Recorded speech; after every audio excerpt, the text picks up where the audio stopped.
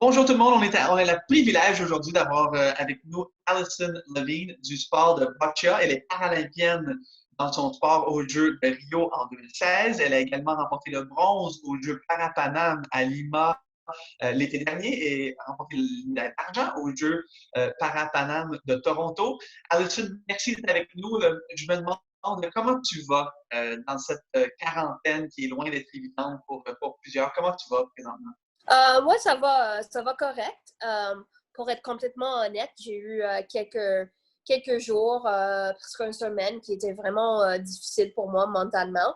Euh, Beaucoup de tristesse, puis un peu de deuil de la situation qu'on est dedans. Mais en général, il y a quelques jours que j'ai commencé à mieux dormir, puis ça a vraiment aidé la morale. Mhm. La température va mieux dehors, Oui. alors d'être capable de sortir puis profiter de soleil, ça m'a affecté pour le meilleur. Et puis, y a-tu quelque chose en particulier qui t'a vraiment amené dans cette zone-là d'inconfort? Est-ce que c'est le fait que les jeux ont été reportés? Est-ce que c'est la peur aussi dans l'incertitude dans laquelle on vit en ce moment? Qu'est-ce qui fait en sorte que tu t'es pas bien senti dans les dernières semaines? Moi j'étais très contente que les jeux soient reportés, mais on a eu un meeting par Internet avec tous les joueurs de boccia sur l'équipe nationale partout le Canada. Puis c'était pendant cette meeting-là que j'ai réalisé que, sauf moi puis un autre athlète, tout le monde habite avec quelqu'un d'autre. Genre, Oui, c'est ça, hein, parce que tu es toute seule ouais. avec ton Puis chien.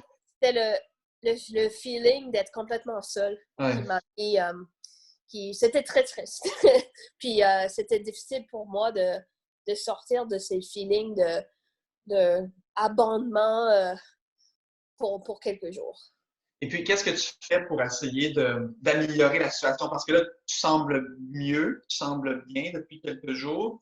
Euh, Est-ce que tu as des rencontres par Zoom, par FaceTime, avec la famille, avec les amis pour essayer de te changer les idées?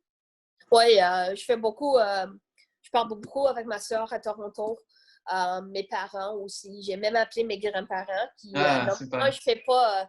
peut-être je fais pas assez souvent, mais je l'ai fait maintenant. Puis ils sont vraiment contents d'entendre de moi aussi. Puis parler avec mes coéquipiers aussi, pas nécessairement de boccia, de sport, juste de n'importe quoi. De jaser comme si on était en entraînement ensemble. Nous, on aime Mhm. ça, on aime rire, on aime faire des blagues. Puis garder un peu le côté social dans ma vie Ouais. pour comme un peu de distraction, on dirait. Ouais, Trouver un équilibre. ouais, c'est Ouais. ça. Bon, tu dois certainement t'adapter à ta nouvelle situation de vie. Comment tu fais? Est-ce que tes parents, ta mère, elle vient t'aider pour l'épicerie? Est-ce que es capable de sortir pareil pour aller chercher les trucs? Comment ça fonctionne en ce moment? Ben moi, je sors pas de tout. Je suis dans un édifice avec des préposés, OK. deux préposés 24 heures sur Ouais. 7, puis nos repas sont faits pour nous. Ah, Alors, c'est je super, suis ça. chanceuse pour ça.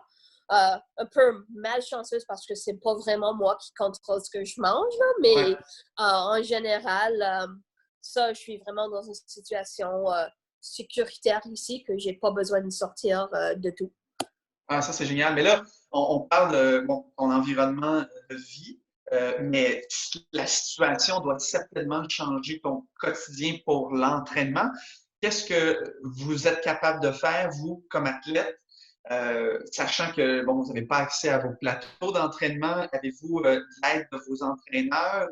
Êtes-vous en échange avec vos coéquipiers pour essayer de garder la forme malgré le fait qu'on ne peut pas s'entraîner? Oui, c'est quand même une situation où je peux être créatif dans mes entraînements. Ce qui est C'est certain, super. je trouve que mes entraînements maintenant sont un peu plus simples parce que j'ai personne pour faire des situations de jeu pour moi ou faire des drills. Euh, mais quand même, comme j'ai un corridor étroit comme ça, je peux jouer différentes distances, ce qui est bon pour travailler différentes distances sur le terrain, mais quand même juste en avant de moi, pas les 6 mètres de largeur. Alors, je sais quand je retourne à l'entraînement, je vais être très bon de jouer juste en avant de moi. Alors, Absolument. peut-être c'est bon, mais je peux travailler sur des choses que habituellement, peut-être sont pas mes forces. Alors, ça, c'est une bonne opportunité de dire, hey, je suis pas capable de faire ça, ça, ça, mais je peux travailler ça que j'ai besoin de travailler anyways. So. Ah, mais c'est génial. Peux-tu nous parler un petit peu de les entraîneurs, quel est le plan à court terme? Tu sais, on est tous échangés. Êtes-vous en contact régulier avec eux? Est-ce qu'ils essayent de vous donner des outils pour vous aider à passer au travers de la crise? Et qu'est-ce que la fédération fait pour vous, les athlètes, et même à la limite l'Institut national du sport du Québec, où vous vous entraînez? L'encadrement qu'ils vous offre, quelles sont les différentes possibilités en ce moment? Ben, quelque chose que je peux dire, c'est que je suis pas à la maison rien faire. J'ai beaucoup de choses. Peut-être des fois un peu trop, parce que il y a mon entraînement lancer des balles, j'ai mon cycle à main que je fais, puis toutes les autres choses que je fais, mais j'ai mes entraîneurs que je parle avec mon entraîneur au moins une fois par semaine. J'ai un autre meeting avec mes coéquipiers BC4 au moins une fois par semaine. J'ai le préparateur mental. Puis il y a Game Plan, qui a des webinars qui Oui, c'est super ça. on a les préparatrices mentales qui nous envoient des articles à lire. Vraiment, si tu penses que tu es à la maison et à rien faire, il faut juste... tu n'as pas besoin de chercher très fort.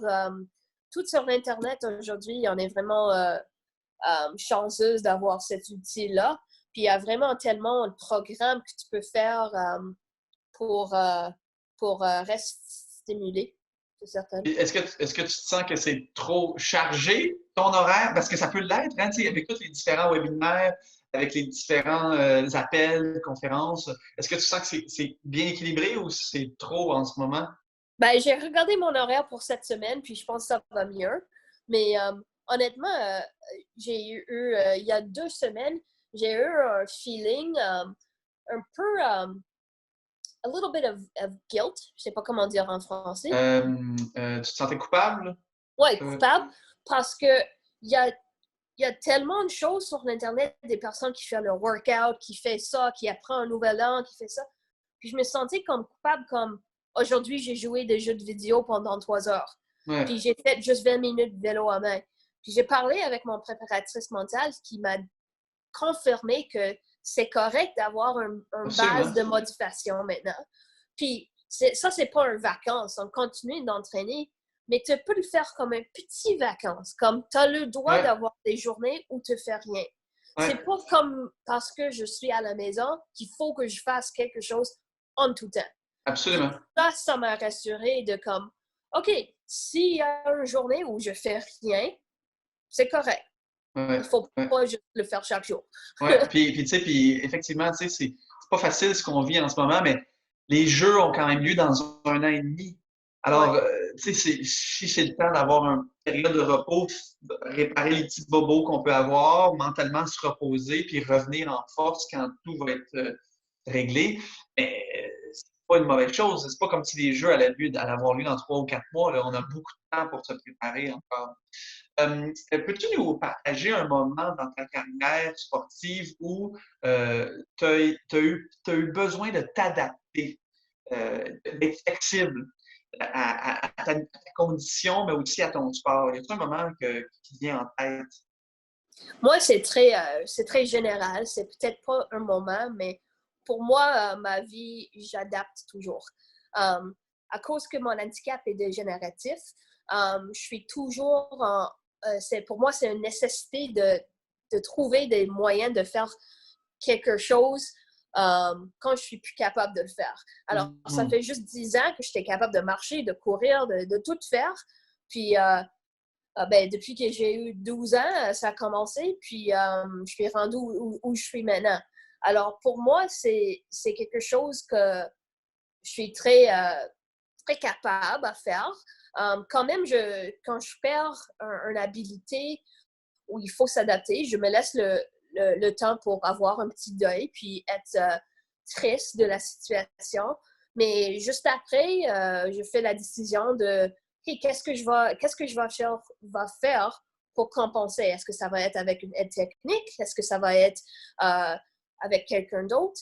Quand même, tout mon parcours de sport, c'était ça, c'était une adaptation. J'ai commencé en équitation, puis quand j'étais plus capable d'être assis sur le cheval, j'ai changé pour le basket et le hockey luge. Après ça, il faut adapter, c'est le rugby au fauteuil roulant. Après ça, oh, plus capable, boccia. Puis maintenant, je sais, ben, si je suis plus capable de lancer la balle, je peux devenir un joueur de rampe. Puis le boccia, le sport, pour rester dans ma vie. Alors, Absolument. c'est ça, adaptation. Et peut-être les sports électroniques. Ouais, les e-sports. Les e-sports. On ne sait pas, peut-être qu'ils vont s'intégrer aux Jeux paralympiques un jour, puis Alison va être une dernière au monde. Euh, Avant qu'on se quitte, Alison, j'aimerais que tu nous montres tes belles médailles derrière, qu'on prenne une petite minute. Peux-tu nous expliquer c'est quoi, d'où elles viennent et est-ce que c'est les médailles les plus importantes dans ta carrière? Ouais, moi, je mets tous mes médailles sur la mur parce que moi, même si c'est juste un petit médaille régionale jusqu'à une médaille d'or internationale, sont toutes l'importance pour moi. Ça me montre qu'est-ce que j'ai fait. Je peux être fière d'être une athlète puis fière de mes accomplissements. Je dirais, celui-là, c'était l'année dernière au défi sportif. C'est ma première médaille d'or individuelle ou internationale. Wow! Alors, beaucoup d'importance pour moi. Puis, juste quelques mois plus tard, c'était ma médaille de bronze au Regional Championships qui m'a rendue première au monde. Bravo! Alors, c'est l'autre importance. Mais vraiment, c'est toute une histoire ensemble. Oui, ouais, ben, on voit qu'il y a encore de la place pour en ajouter d'autres. Alors, c'est quoi le rêve ultime pour Alison pour sa carrière d'athlète? Pour moi, ça va être la médaille paralympique. Certaines, c'est ça que je cherche. Mais j'aimerais un journée être forcée de déménager parce que j'ai plus d'espace sur les murs. Ah, mais en tout cas, si on a besoin, si tu as besoin d'aide parce que tu n'as plus de place pour mettre toutes tes médailles, on va être là pour t'aider à faire le déménagement. Ça va nous faire grand plaisir. Alison, sois prudente, continue à garder ton sourire qu'on aime tant. Alors, et on te souhaite, de la part de tout le monde au Comité paralympique canadien, la meilleure des chances durant ta préparation pour les Jeux de Tokyo. Puis on va être là pour t'encadrer, pour te soutenir. À bientôt, Alison. Merci, Ben. Bye bye.